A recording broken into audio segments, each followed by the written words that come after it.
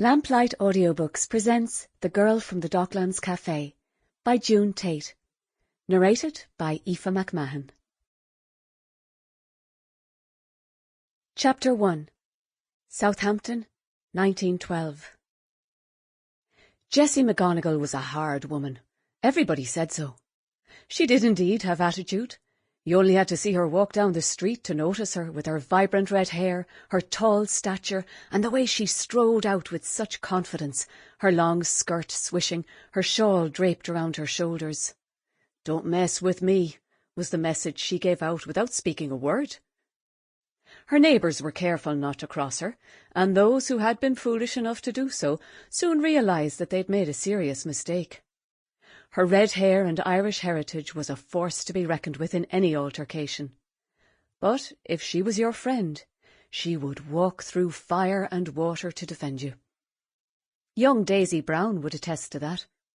She had arrived to take up residence with Bill, her young husband, in one of the council-owned two-up, two-down terraced houses earlier that year, and had been treated badly by a certain small band of women that Jessie referred to as the Coven of Witches.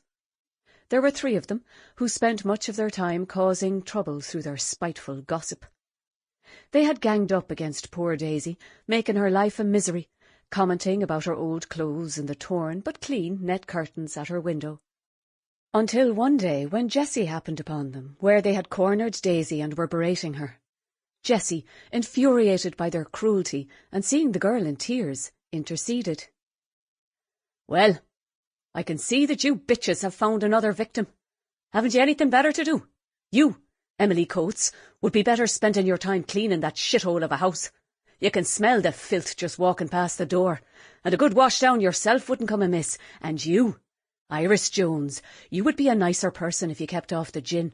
Your morning hangovers make you bad-tempered, and you have to take it out on somebody.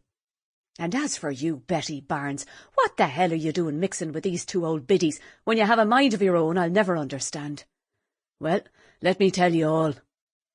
She cast a scathing look at them. "Daisy here is my friend. You insult her, you insult me.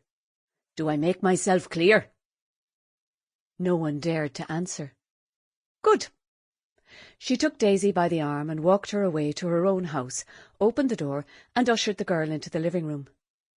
"Sit down, love, and I'll make us a nice cup of tea." She took a clean handkerchief from her pocket and gave it to her. "Here, dry your eyes.